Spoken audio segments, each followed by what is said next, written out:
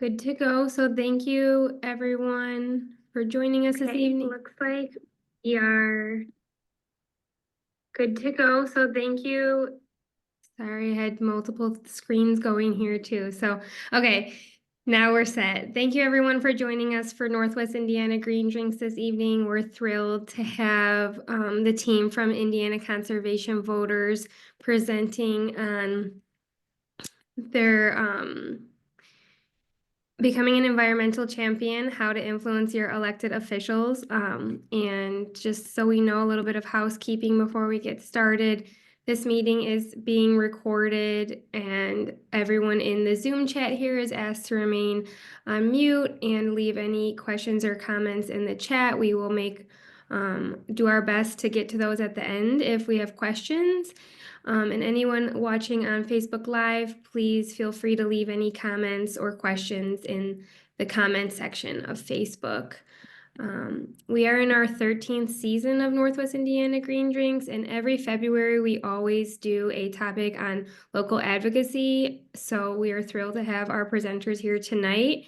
We'll give a small shout out to the co-sponsors of Indiana Green Drinks, which is Save the Dunes, Michigan City Sustainability Commission, plus supported by Northwest Indiana Region Resilience.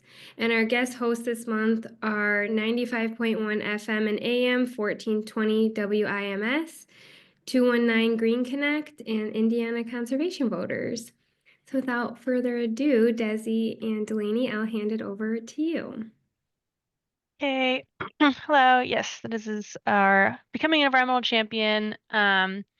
I am Desi Reibel, the Conservation Campaign Manager for Indiana Conservation Voters. And then my colleague Delaney Barbara Kwan, who'll be speaking in a minute, is the Community and Government Affairs Manager. Our three tenets, our mission is clean air, clean water, clean energy. And ICV is a family of organizations, not just this, but we kind of go, ICV is the umbrella for a 501c3, 501c4, and a PAC. So in case you don't know, 501c3 is your typical nonprofit.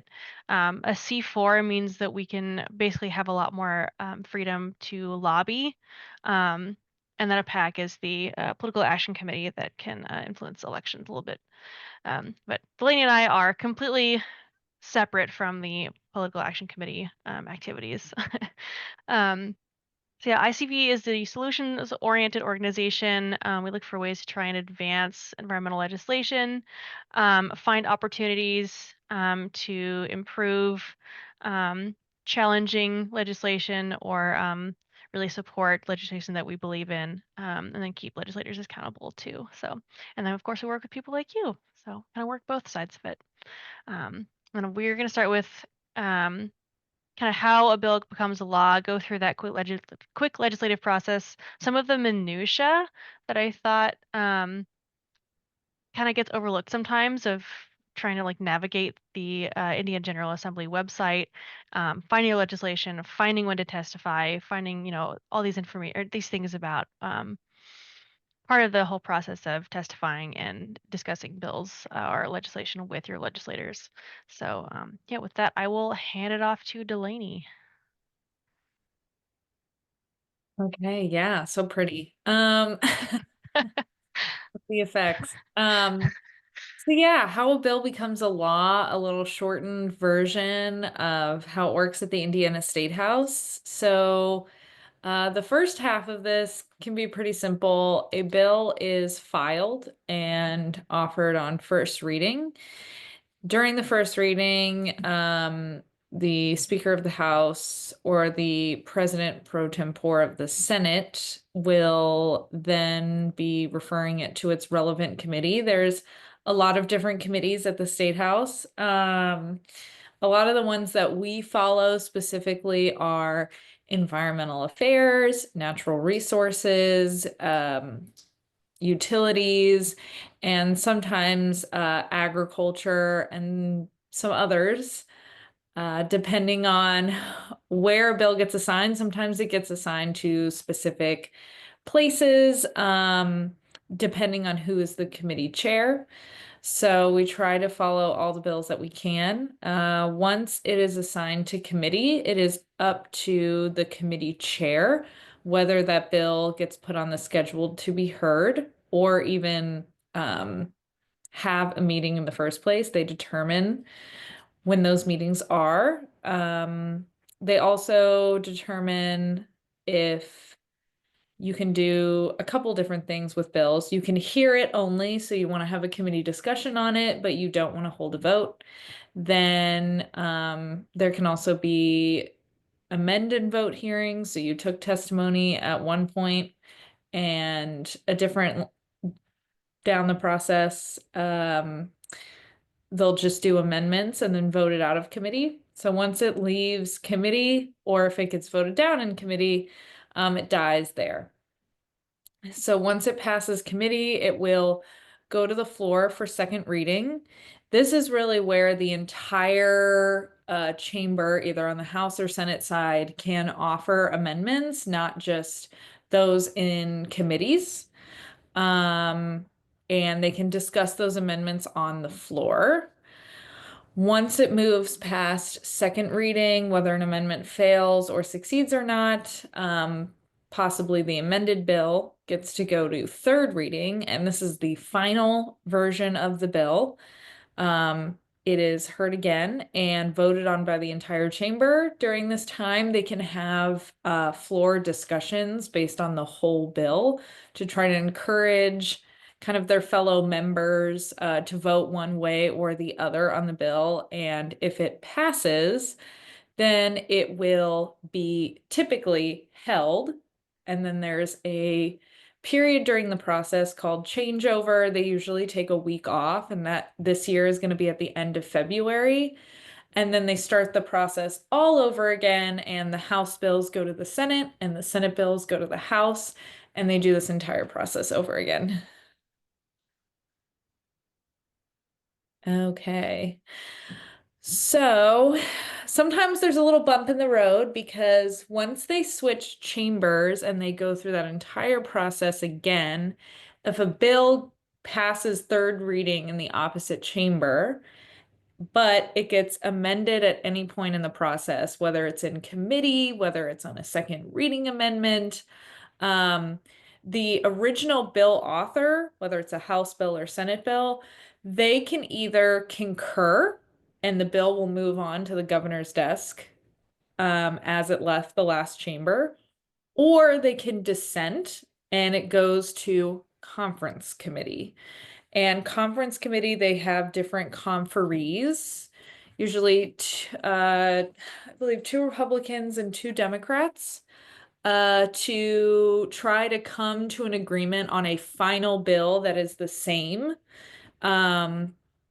If they can come to an agreement on a bill that's the same, it will go to the floor for a final vote.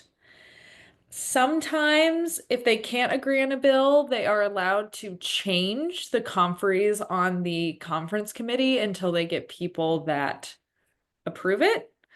And then it goes to the vote.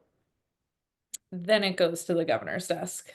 The interesting thing about conference committees is it happens at the very end of session, usually the last week or 2. And it is very quick. Some, I think, I don't know if I'd call them chairs or like conference committee chairs. They kind of get to decide if they're going to take more testimony, if they're going to hold a longer hearing. Technically, they only have to meet. So a lot of these sometimes meet for about 10 seconds or so, and then they say, recessed. And all of the bill negotiation kind of happens in the hallways and behind closed doors. So this is why it's really important for organizations like us to be at the State House and lobby to keep you all updated, because this is a very hard process to actually really follow, to have transparency on as well, unless you're there. Which is why I have the little red warning sign on it. And once it is on the governor's desk, they may sign it into law or veto it.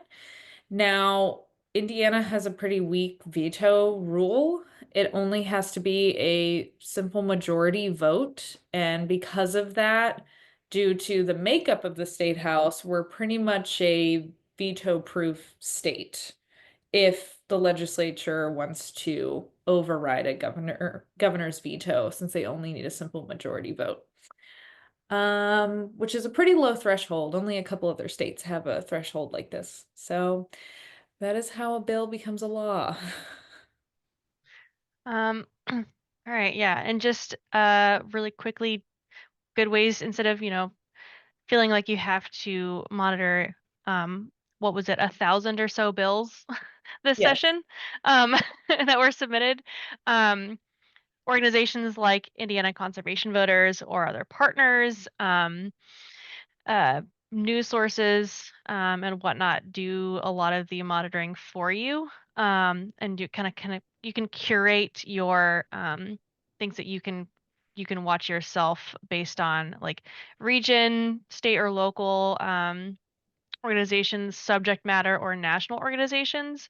And these are just a handful, right, of these organizations that you can like subscribe to their newsletters. For instance, Indiana Conservation Voters, we do a newsletter on Saturdays. I believe they're out in the mornings that detail you kind of all the bills that we're watching, how we feel about them. Do we support them? Do we oppose them? Or are we neutral? Um, and kind of a little quick detail on what they are, why we feel the way that we do. And then, at least for us, we will also let people know, especially if they're high profile bills for us, when they are next being heard. Um, so you can kind of keep up with that. So, um, and unless there's something crazy that's going on, we just have been keeping it at 1 week. If there was a really super high profile bill we were very concerned about, we would probably let people know, between that week separation. So, yeah, and ICV is actually a state affiliate of the League of Conservation Voters, and they're also kind of similar bills that would be watching for national versus us statewide. Yeah, and then down here, just these three are news sources, typically, and they're also really good too. They kind of cover a number of things outside of just environmental issues.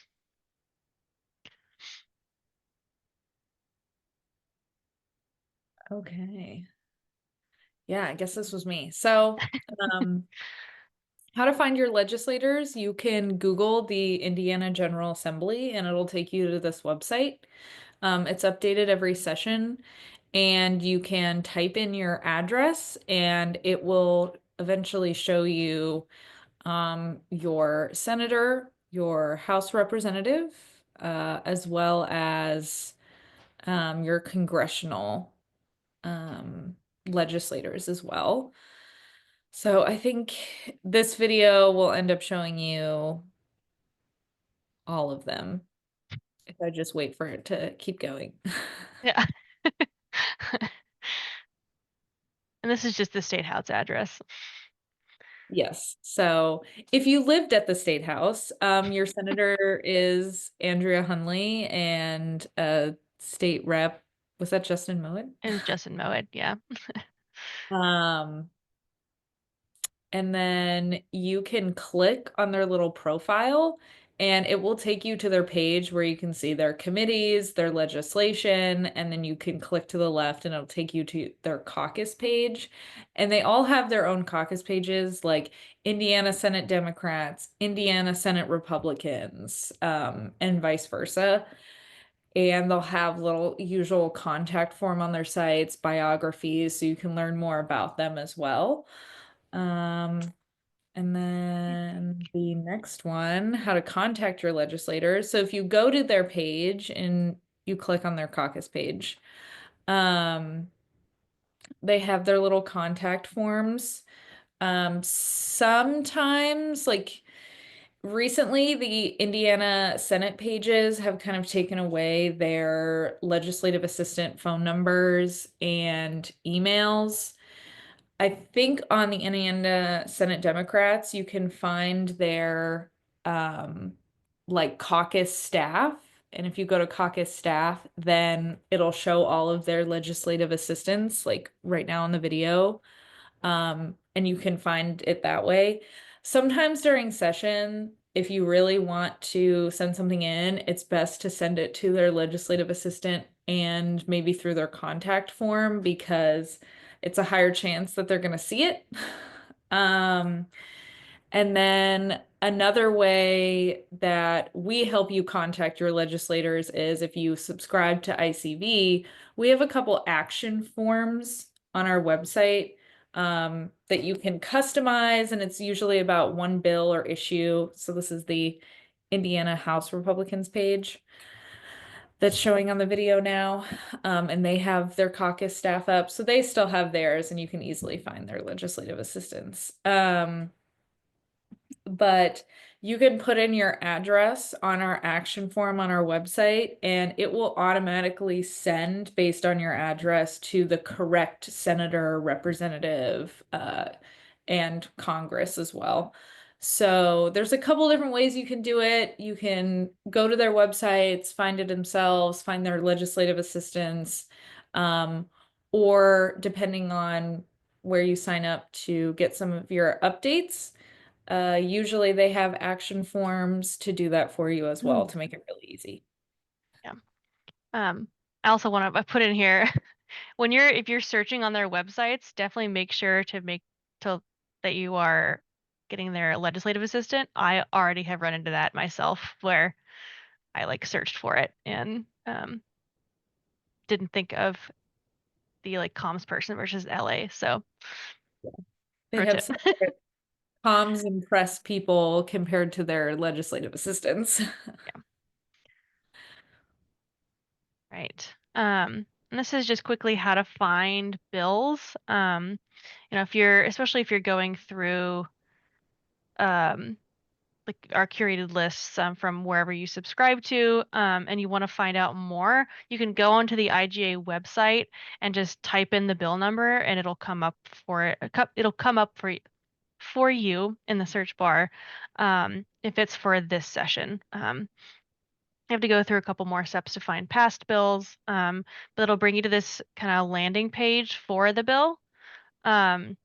And you can check out the latest version. It'll just send you to a PDF where you can kind of peruse the language if you feel so compelled.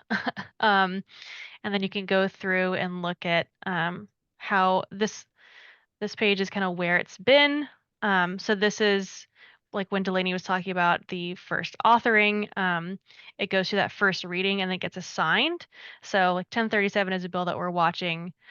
It got assigned to Environmental Affairs. Alan Morrison, Representative Alan Morrison, was moved to be the head of the DNR.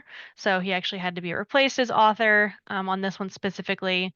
The committee passed this, and then it passed through second reading. This one specifically has already passed through third reading, so it will be sent to the Senate. But when I made this PowerPoint, it had not yet done that. So that's just a quick rundown of kind of the path that it's taken. This is the financial information about it. You probably won't use it a whole lot, but it's there. You can look at amendments that have been there. You can look at bill versions. You can look at the roll calls here. You can see who voted which way on the bill. So you can see, if your representative or senator voted a certain way, especially on committee. So this is what a committee vote sheet would look like. I think that's all. And then if you want to track it and like either watch video of the committee hearing or a session, you can go into the AJ website and start with search by committee. Go to the appropriate committee page. It'll tell you the agenda for today if it's happening today. There's past meetings that you can look up which legislation has been heard. So bill documents, it'll take you to those landing pages as well, whether or not it passed. Then if this one also kind of lays out all the committees that will be meeting on a certain day. And same thing, you can go through and see what they'll be hearing. It'll say what room or what time, what room, how many bills they're hearing, and then you can also watch video of it live. Or if you wanted to go back, I think it takes a day or two to get it uploaded, but you can watch recorded video of both committee and session. So if you miss it, you haven't completely missed it. You can still watch it if you really feel like that you want to go ahead and do that. So I think that's everything there. Yeah, that's I will say for the Indiana's IGA website is pretty user friendly compared to some of the other states' websites that I've looked at. So if you just play around in it, you can find a lot on there. It's pretty um, fairly straightforward. And then we're going to kind of move over to how to create your message. This is kind of the path you want to think about if you're going to go ahead and reach out to your legislator and contact them, like if you're going to write them an email or a letter or leave a message for them. You're going to go, you can use this um, walkthrough to kind of create that for you. So you want to make your ask and repeat it. You want to make it clear. So I'll have an example on the next slide. But after your ask, you want to make your personal connection and explain why you're connected to this issue and why you personally are invested in it.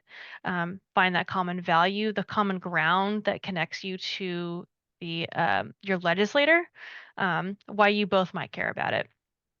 You want to make sure you keep it tight. You don't want to have we'll call it like message creep.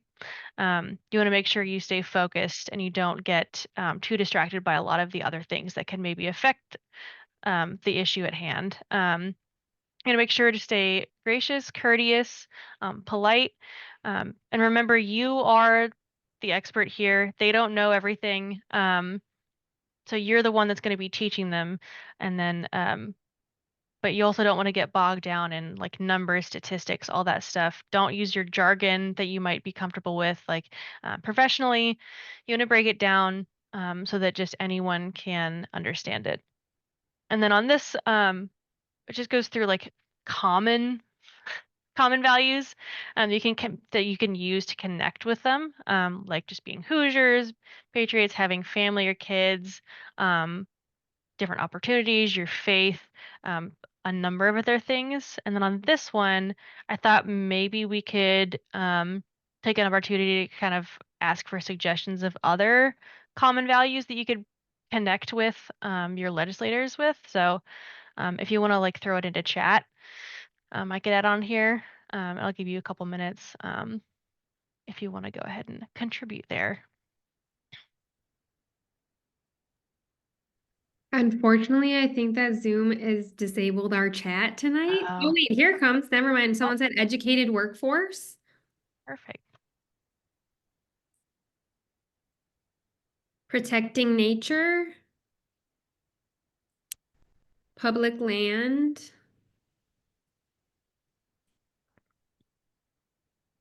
This is great. Keep it coming.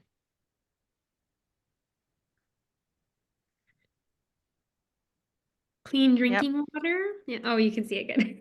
Yeah, I have it up. Thank you. I appreciate Sorry. it. Yeah, that's a big one for us right now. So clean air. Yep.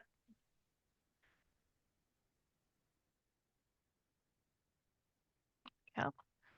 Yep. Yep. Yeah, we can. Uh,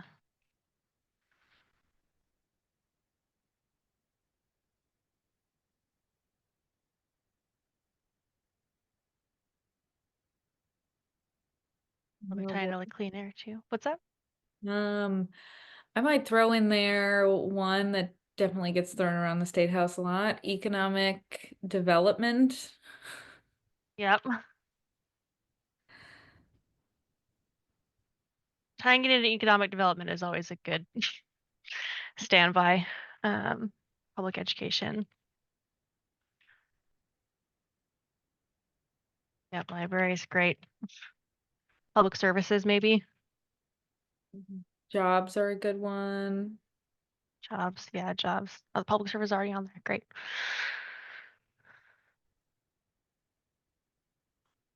But you said, yeah, that's good.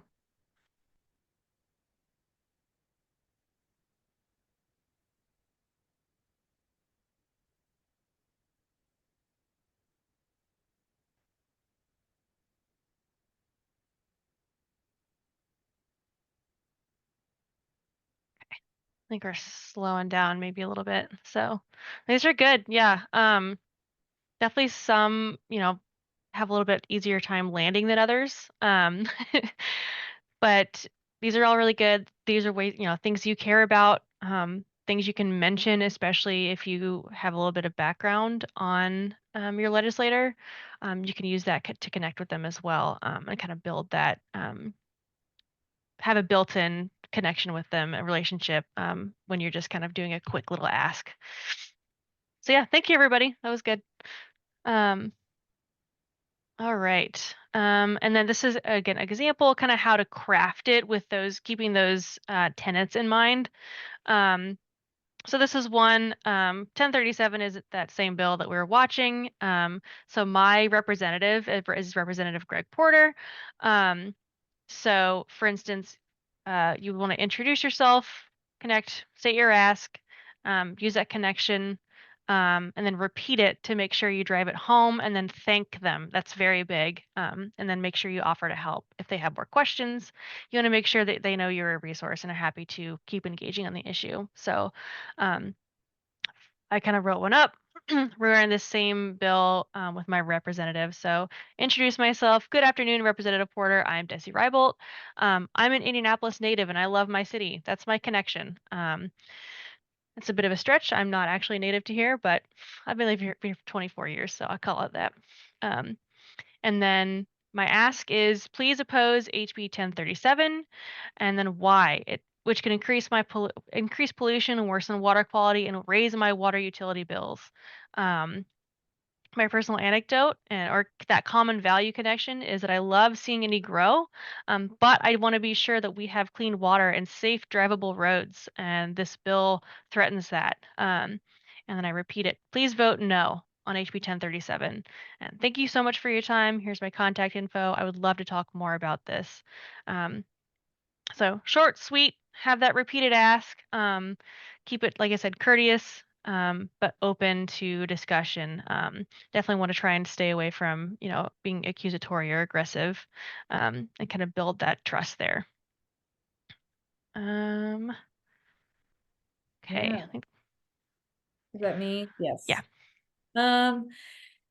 Yeah, so some other common values I thought about and our big themes right now are, your local community, affordability. A lot of people are struggling right now with affording basic human needs, public goods, groceries, etc. So that's a big thing because there are a lot of pieces of legislation right now that do make Indiana less affordable.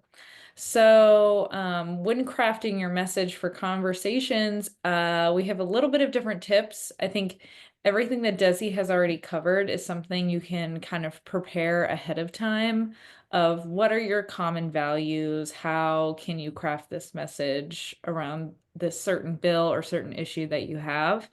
But if you do have the chance to meet with your legislator one-on-one, either coming to the State House or when they're in district, which it's the easiest to reach them outside of session because session is super, super busy. So finding them outside of session, which is usually anywhere from like March to December.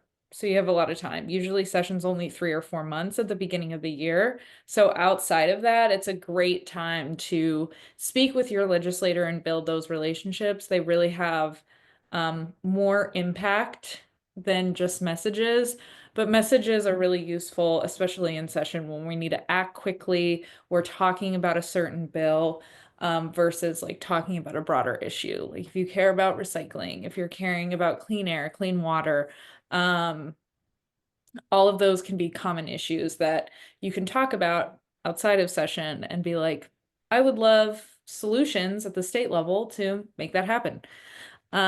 So with conversations, really be courteous, try not to fight or argue.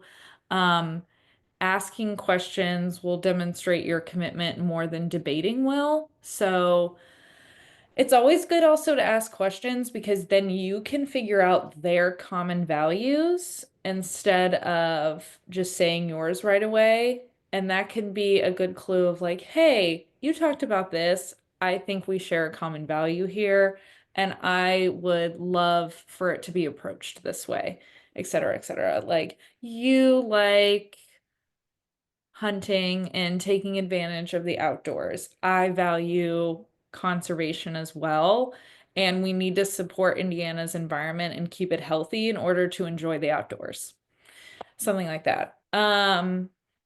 So I always lead with questions, getting to know them, starting off on a friendly note, will go a lot farther than just going straight into what you want to talk to them about. Definitely don't assume anything. You're there to inform and share your experience, which is the most valuable. It's what's really happening in the world, not what's happening on a piece of paper in legalese. So, it is really valuable. And a lot of legislators will surprise you if you're going in with assumptions either way. It's really going to hurt your conversation and relationship. And just be ready to answer questions. A lot of them, again, they're all very nice people. They definitely got into it because they're people persons. So they're ready to have conversations with you and try to keep it concise. Avoid rambling on because again, a lot of value from these conversations comes from listening and asking questions versus jumping into your story. So those are little tips on conversations one-on-one with them. Okay, this is also me. So jumping into that, using kind of what Desi had said in crafting your message is kind of how you also would want to testify if you ever testified on a bill in committee, which your public opportunity to testify is in committee. So that's why it can also be important to know how to find the committees and what room you're going to. And there's people around the State House if you're confused and they'll tell you where to go. So, if you feel really passionately about an issue on a specific bill, make your argument in committee. It's there.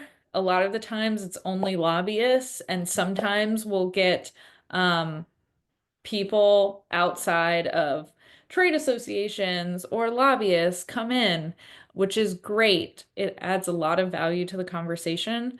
So you want to find when your bill will be heard. It'll be in a committee, date, time, room. Again, if you follow like an organization like ours, we'll tell you when the bill's going to be heard and where it is and when it's going to be. Prepare your testimony. So craft that message. You want to introduce yourself like, hi, thank you. You always want to thank the chair. So thank you, chairman, chairwoman, and members of the committee. My name is blank. I'm from blank area.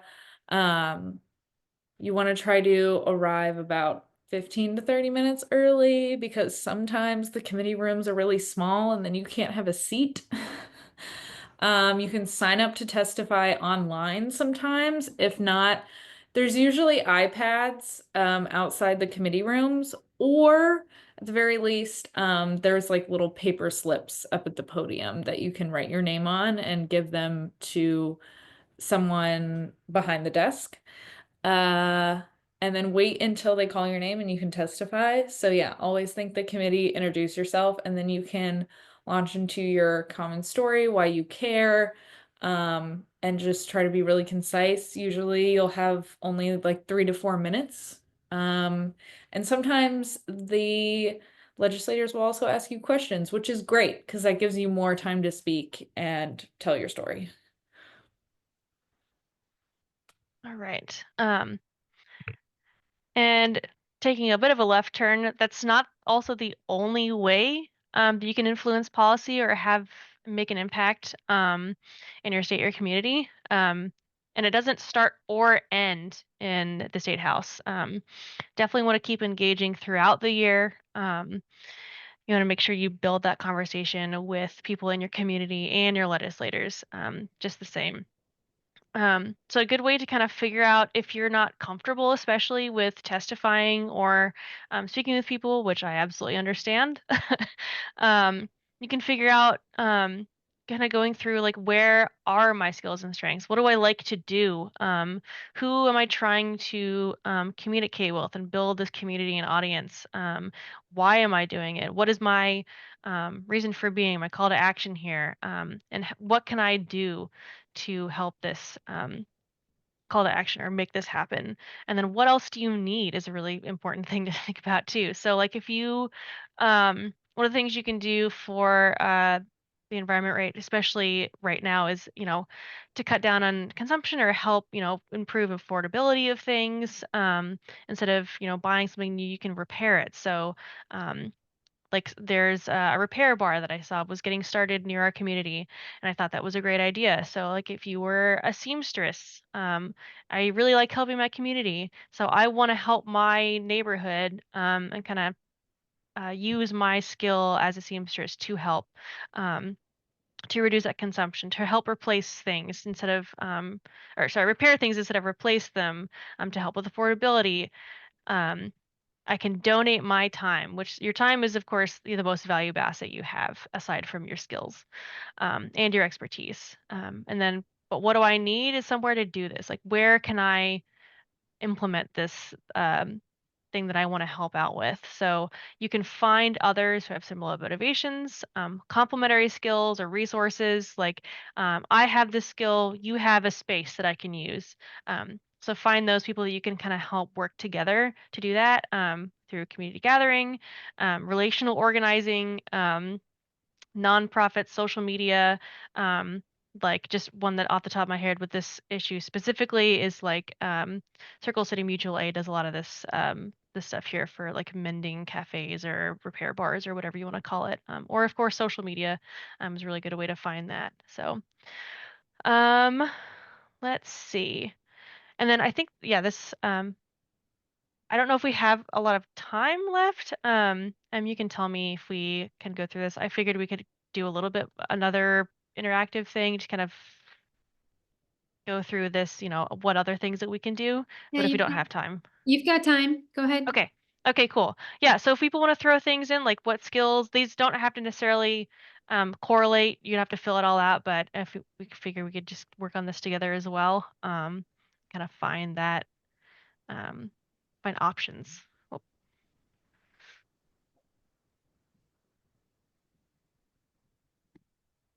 Yeah, if people want to throw things in the chat, you can.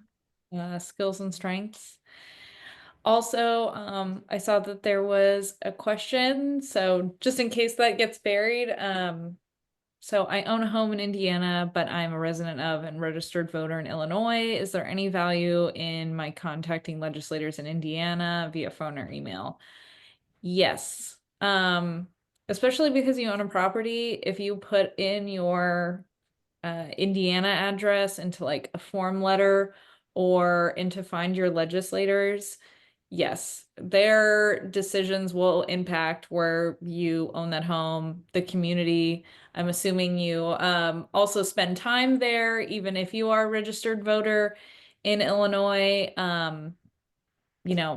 Your Indiana state legislators make decisions that definitely impact your community. So you have every right to be a part of it.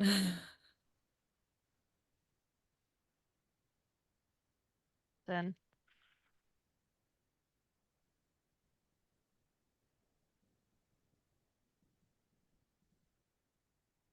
Ooh, share native plans, make others excited about it. Yeah. On the previous slide, I called that relational organizing. So joining things like Northwest Indiana Green Drinks, taking people with you joining events, sharing it with your circle, building your village is all valuable. And then that can also be a skill/strength and how you can get involved. Um, Yeah, news coverage is good. If you have like connections with somebody in the news, that's great too. You can like tip them off that things are happening. Um,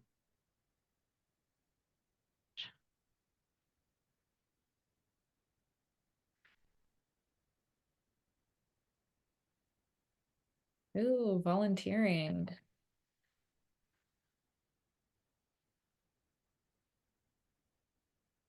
volunteering.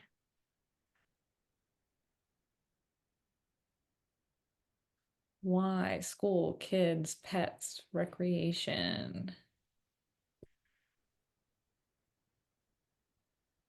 Yeah, so if your skills and strengths are maybe gardening, you could start a community garden. Um, you could offer potentially seeds to your neighbors and others. I'm pretty sure in Indianapolis sometimes there are seed swaps, if you will. So, also there's a lot of Earth Day events. If you have a lot of seeds or wanted to start the process for like milkweed flowers, because I know those take a while. Usually you have to plant them in the fall and then they get cold over the winter and then you can get some milkweed. I'm pretty sure I'm seeing a lot of that in the chat. So, Mhm. sometimes that's a lot of process for people to start and commit to. So if you start that and get some like seeds germinated, then you can be like, here, plant this. It's already started for you, milkweed. We had one comment on Facebook, galvanize a coalition to prepare lawsuits. Not sure where Yeah. which one that would fall under, but. I'm So also is having trouble suddenly with answering this, so we might have to just be go on the fly. But go ahead, Delaney. yeah, maybe if your skills or strengths are providing some pro bono law services or some legal advice, especially if you have contaminated drinking water or I know there's been some lawsuits for coal ash ponds leaking and contaminating water um and things like that.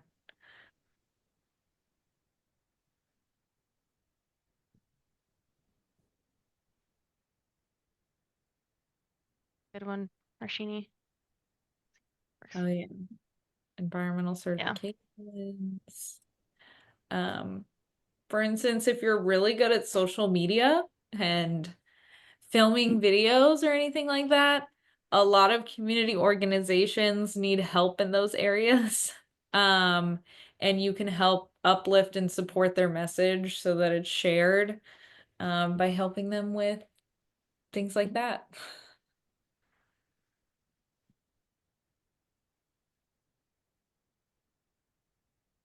I'd add that an audience might be youth or a younger generation. That's like an educational angle to let them know what the generations before them are working on. Yeah, I like that.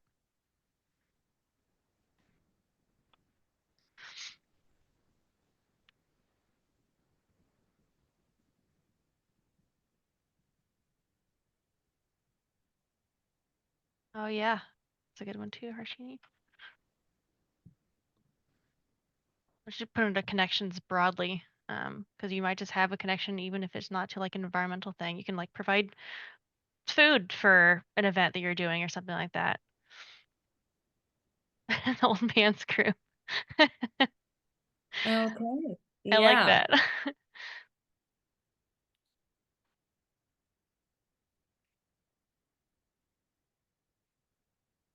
Very true. Yeah, especially if you are retired, you have a lot of time, Yeah. which is very valuable. Yeah.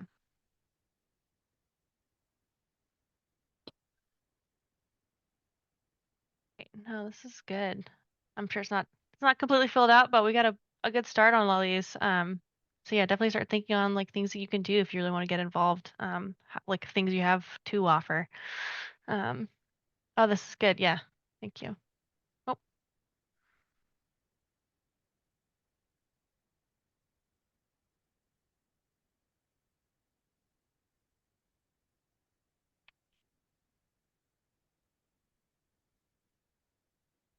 Yeah, that's a good one, yeah. Allison. Yeah, Sometimes I I'll describe that as making Indiana a better place to live.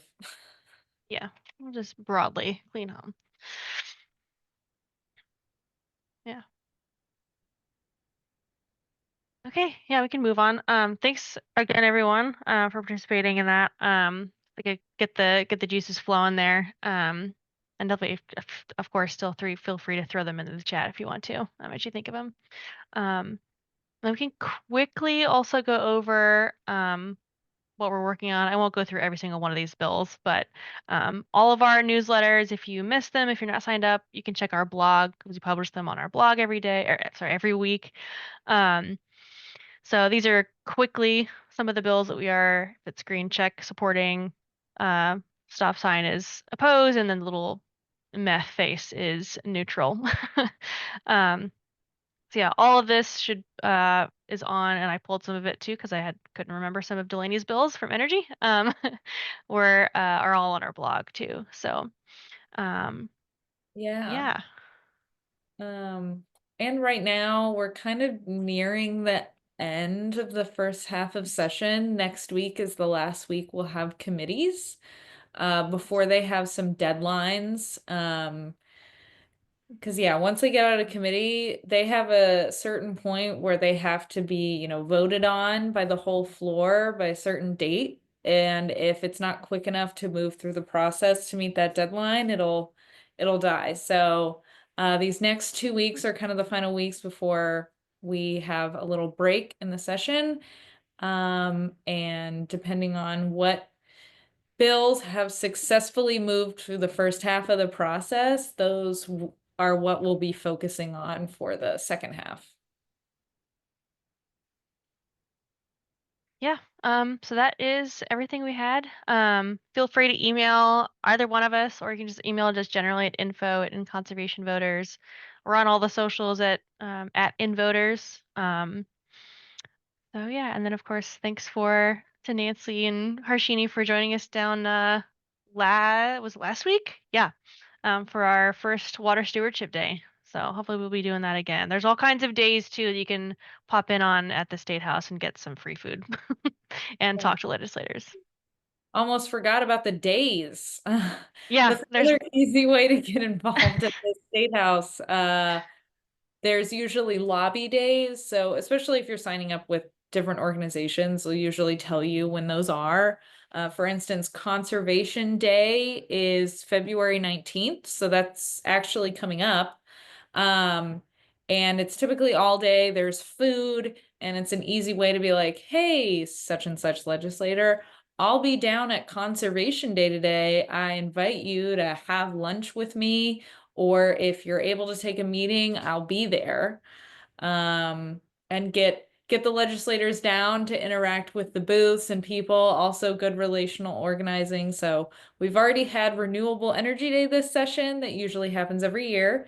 And sometimes we have buses that come from Northwest Indiana as well, and South.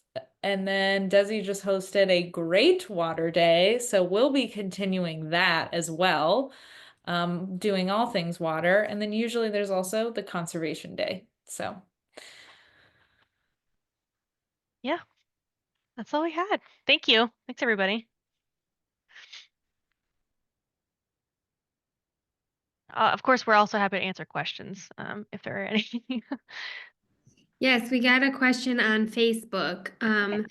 Someone asked, can you speak a little more about how state-based orgs should be prepared for interacting with the federal government? mm. Hmm. Uh, We go ahead. okay. Yeah, so specifically like state-based orgs and what they're doing interacting with the federal government, or how maybe you can follow the federal government? Well, I think it's more from the angle of, well, because Victoria's who has and she runs Urban Waters, so I think it's more just if you're a very centrally to your state-based org, kind of like how Save the Dunes is, and we're doing, we're focusing on a lot of stuff that's happening in our state. How do we best prepare to react to things that are happening maybe on the federal level, or is there something on a state level that could be impactful to talk to or address those things? Yeah. So usually all of our congressional legislators have local district offices.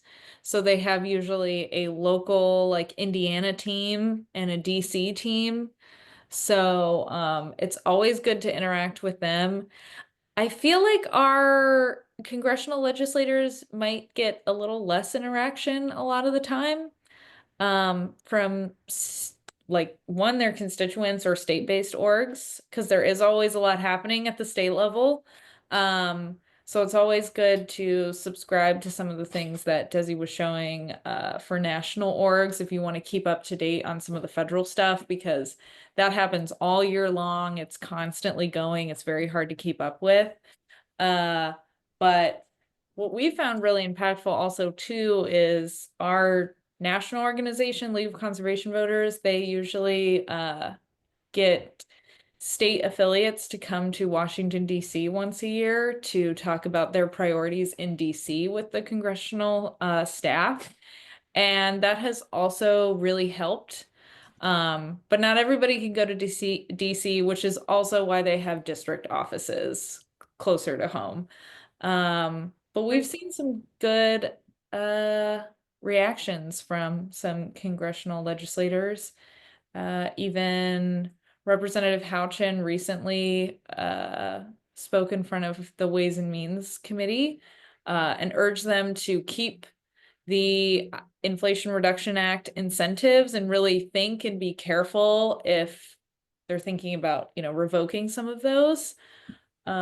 She's been a real champion on some of that because Indiana has received a lot of money and funding from the Inflation Reduction Act that's really helped our energy transition and energy affordability and efficiency. So I hope that helps. There's a lot of like grant program interactions and things. But as far as like policy goes, just being like prepared, like keeping an eye on things. Like some of my work with like PFAS overlaps heavily with, the EPA programs with PFAS. So just kind of keeping an eye on that. That's kind of how I interact with that, just on the policy level.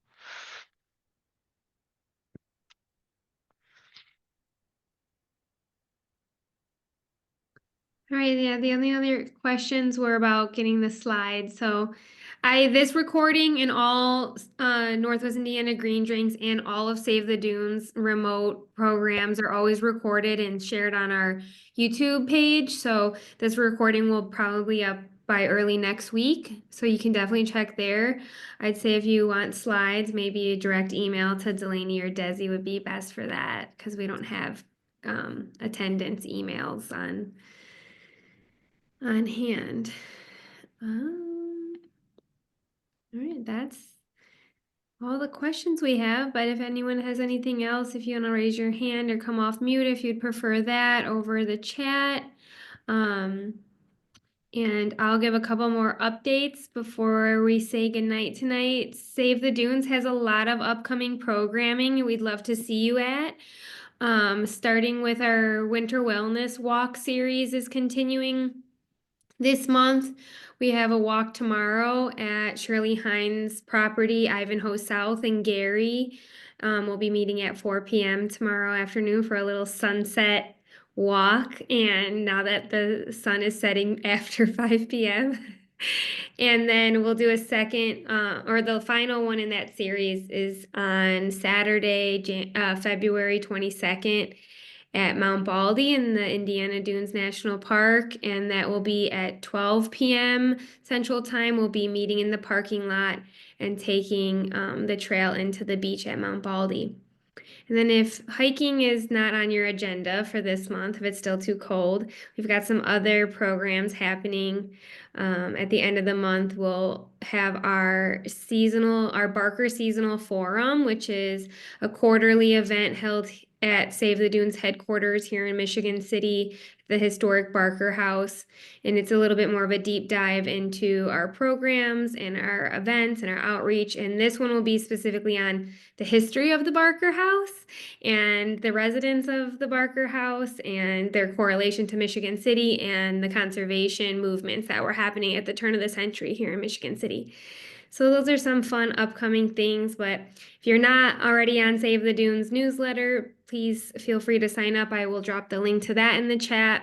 And following us on social medias is always the best bet. And then final one will be next month's Green Drinks will be presented by myself and my program director, Katie Hobgood, on native plants, native gardens, and the like, called Ready, Set, Go Native. And we'll be talking all about ways that you can approach native gardening and all that stuff and get some garden certificates and some garden resignations and just go full force into the gardening season here. Terry, I see your hand raised. You can come off mute and ask a question.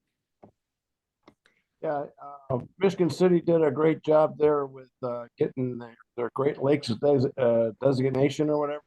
If Nancy could just give us a little synopsis of that.